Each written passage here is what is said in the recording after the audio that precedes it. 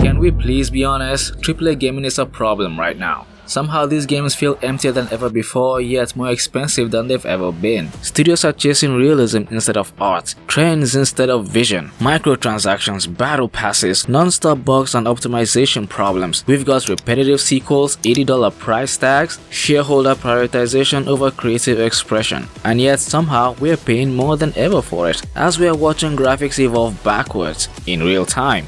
It is often because studios are prioritizing massive empty open worlds over stylized intentional art. A game like Reverse 1999 or Little Nightmares looks better than a $70 AAA game because every frame has an artistic purpose, even though Little Nightmares by definition isn't a true indie game. My friends, are we going backwards? Don't answer that. Live service models are dominating headlines, but most of them fail to maintain player interest for more than a few weeks. But if you take a step back, you'll notice something interesting is happening in the darker corners of this gaming space. Indie games and gacha games. Indie games have reached an all-time level of greatness. These games are risky, they are pure, they are personal. They don't got AAA in the description, that's why nobody knows about them. To my brother, if the game isn't realistic AAA style, then it's not worth anything. Little Nightmares is one of my favorite indie games. It reminded me of what games are really supposed to be: art. These games are made by small teams, sometimes just one guy, yet they manage to put billion-dollar corporations to shame, with limited budgets too, but huge ideas. Gacha games came into the mix, providing top-tier quality products, music, unique game mechanics,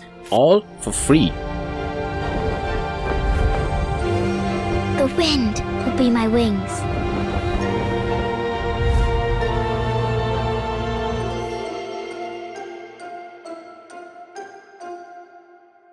Indie games are keeping exploration alive. Gacha games are keeping gaming accessible. Some people might be quick to write off gacha games, but if you strip away that gacha label, some of these games are essentially AAA games. Let's look at how these games have changed and why I stopped paying attention to AAA games. Gacha games and indie games have been around for a long time. It's only recently that people have started to pay more attention to them. Mobile platforms used to be the home of these games, but with the rise of technology, things started to change. Even today, many people still consider these games to be nothing but trash and slop. That is very short-sighted. I still have friends and a sibling that thinks I'm just wasting my time with these games. But these games aren't just good games. Many of these are actually great games, period. The fact that these games are doing so well despite their poor reputation is proof that millions of people agree. And why wouldn't they? From games like Celeste, Hades, Outer Wilds, Among Us, freaking Hollow Knight, the indie scene is no longer the underdog. It's become a true part of the industry, no matter how much some people might want to say otherwise. Clay Obscure Expedition 33 is essentially an indie game.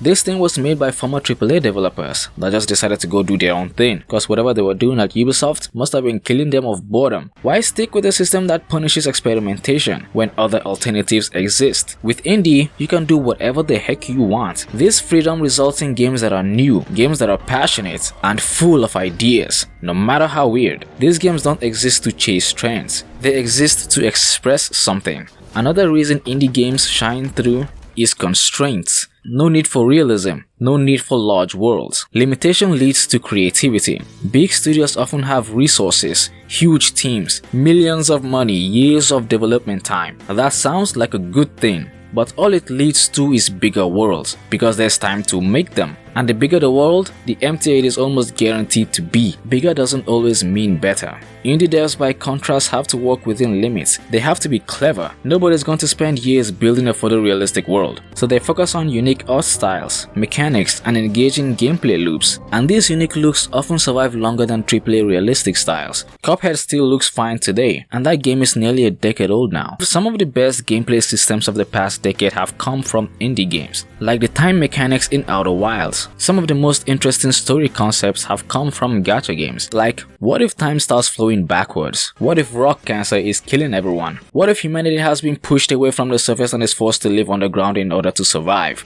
The use of such hooks to start a story can result in better, more focused narrative experiences than you'll find in a 100-hour AAA RPG. And the nail in the coffin is money. Indie games are far more accessible, not just to make, but also to acquire. A typical AAA game now is ballooning in price. These things are going out of control. $100? Good lord.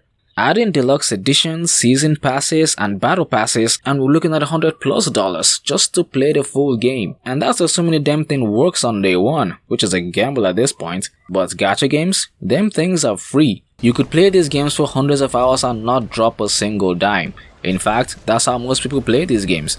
Gacha games are predatory by design. That's true, but does that change the fact that you can experience most if not all of their content for free? You don't have to drop money in these games. Most people don't. Use Wuthering Waves as an example. By simply clicking download, you get to experience all its story, amazing music, numerous iconic characters, high-octane battles, a massive and gorgeous world to explore. Enough value to make you forget that this game is free. Now answer me this, why would I choose to pay $60 for Saints Row over this for free?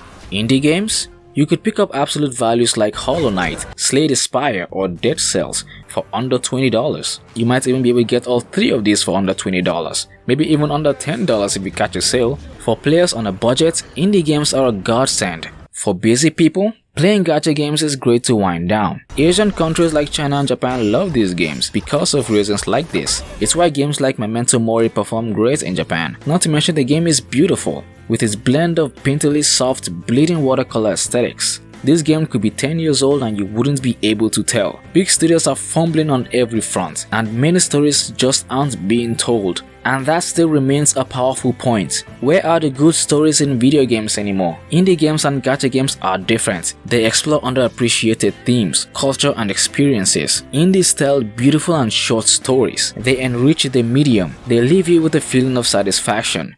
Now don't get me wrong. Games like Elden Ring, modern God of War and modern Zelda show what's possible when you combine big budgets with bold visions. But for every God of War, we get 5 golems.